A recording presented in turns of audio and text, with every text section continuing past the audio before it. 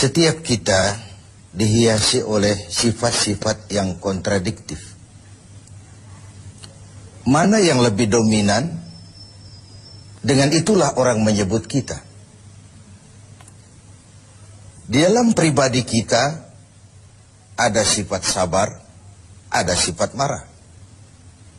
Kalau sabar yang lebih dominan, kita disebut penyabar. Kalau marah yang lebih kuat, kita disebut pemarah. Sesabar apapun orang, dia mesti punya sifat pemarah. Sepemarah apapun orang, dia mesti punya sifat sabar. Nah, ibadah puasa mendidik kita agar lebih mendominankan sifat-sifat yang terpuji,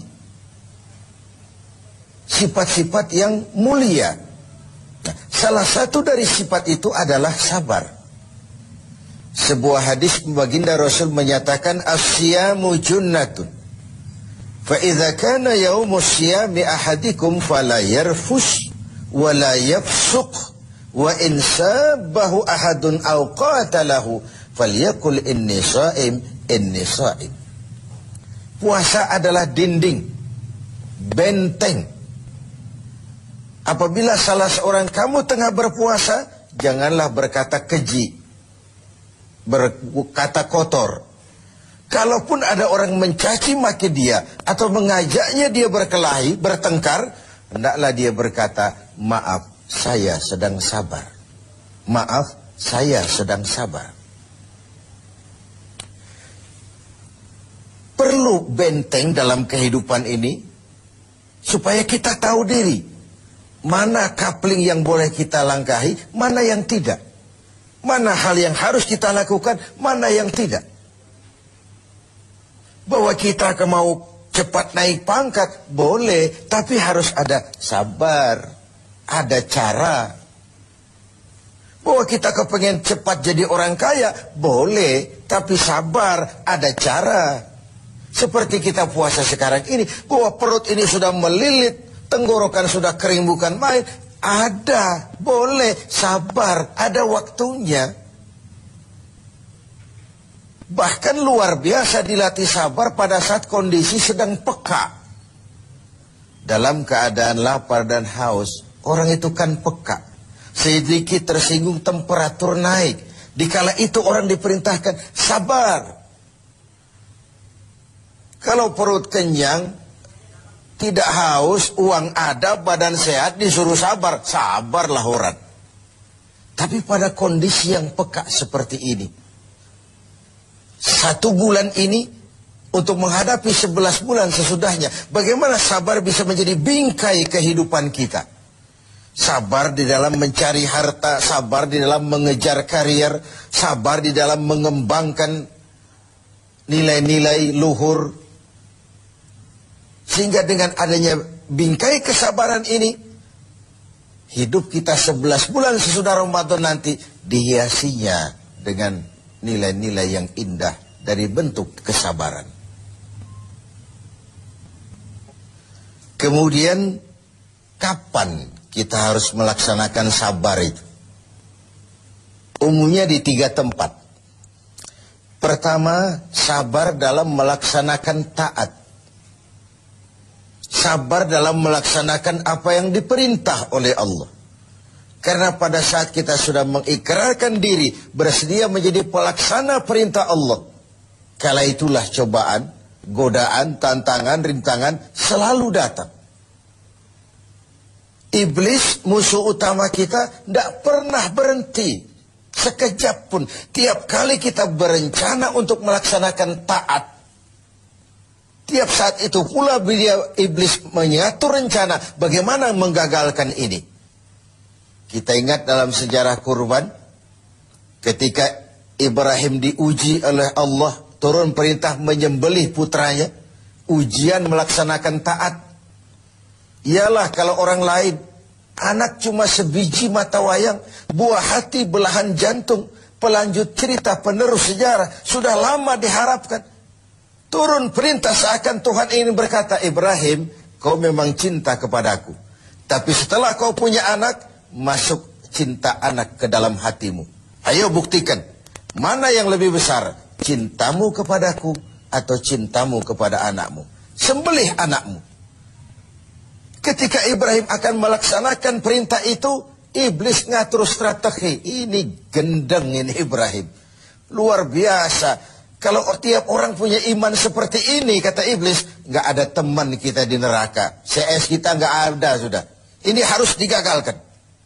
Datang iblis menggoda Ibrahim. Kenapa mau kau sembelih anakmu? Perintah Tuhan. Tuhan cuma sentimen sama kau Ibrahim. Dia tidak kepengen kau punya keturunan. Jangan dilaksanakan. Tidak ada urusan sama kau iblis. Ini perintah Allah. Mundur. Gagal menggoda Ibrahim. Iblis pindah menggoda Siti Hajar. Barangkali perempuan lebih mudah. Karena perempuan umumnya lebih panjang rambutnya dari pikirannya. Lebih peka perasaannya. Hajar, kau tahu anakmu mau dibawa kemana dengan suamimu? Mau disembelih. Masa sih? Kok sampai hati menyembelih anaknya sendiri? Katanya itu perintah Tuhannya. Oh, kata Siti Hajar, kalau ini perintah Tuhan, jangankan cuma anakku Ismail, aku pun ibunya mau ikut disembelih. Tidak ada urusan sama kau. Minggir.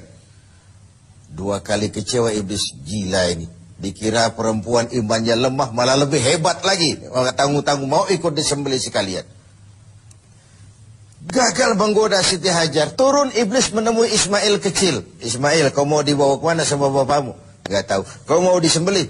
Kenapa mau disembelih? Katanya itu perintah Tuhan. Kalau perintah Tuhan, iblis, zahir batin saya siap, zahir batin saya ikhlas. Iblis mau bicara lagi, Ismail ngambil kerikil kecil. Idhab ya la'in. Pergi laknat terkutuk kau. Tengoklah iblis, dia berputar saja di rumah tangga kita. Suaminya mantap, dia datang kepada istri. Istrinya teguh, dia datang kepada anak. Tidak akan berhenti usahanya di dalam kita menggagalkan upaya agar kita jangan mentaati perintah Allah. Sabar di dalam taat. Yang kedua, sabar di dalam meninggalkan maksiat. Di dalam meninggalkan yang dilarang. Orang tahu kita peminum, sudah mau berhenti, ada saja. Kau jangan bertingkah lah, kau kemarin kan pakarnya, sekarang aja. Sudah berhenti kita berjudi, Allah sekali-sekalilah. Sekali-sekali gak apalah, banyak saja bujukan, rayuan agar kita kembali kepada penyakit lama. Meninggalkan maksiat, meninggalkan yang dilarang Allah pun perlu kesabaran. Karena bukan main godaannya. Sebagaimana halnya juga dengan puasa ini. Puasa di Jakarta, di kota-kota besar, insya Allah pahalanya lebih besar daripada puasa di desa terpencil. Kenapa? Godaannya tidak seberat di kota besar.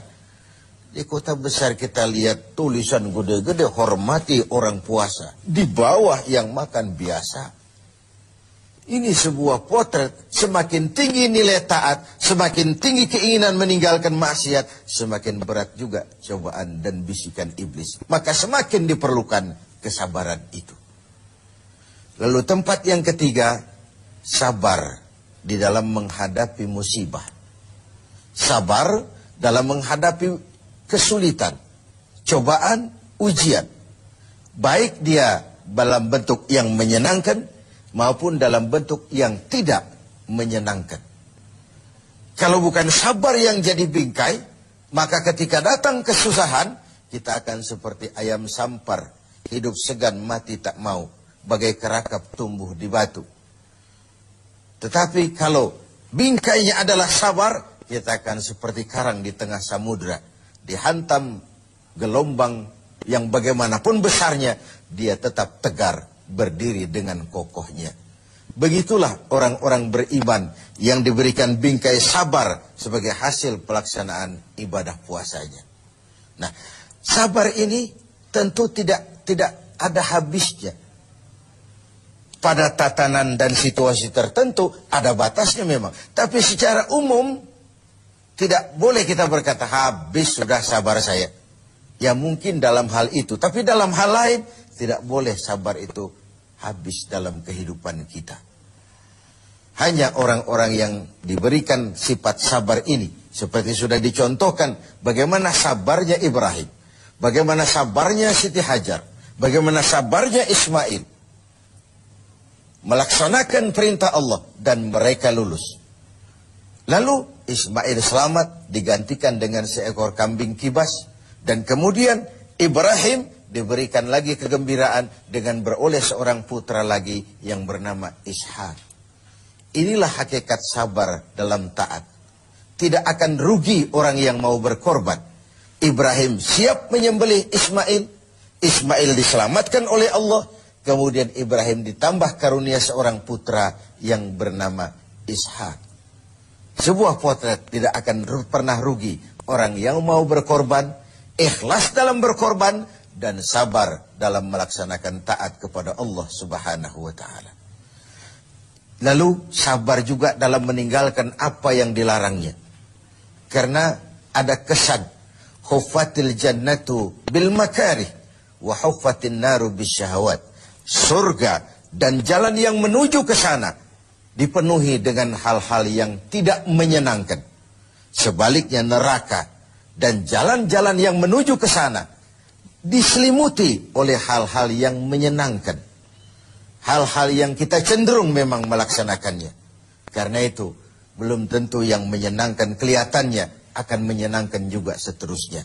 Pandai-pandailah kita memilah dan memilih antara keuntungan jangka pendek dengan kerugian jangka panjang, atau kerugian sesaat tapi menguntungkan pada kehidupan jangka panjang. Lalu terakhir, sabar dalam menghadapi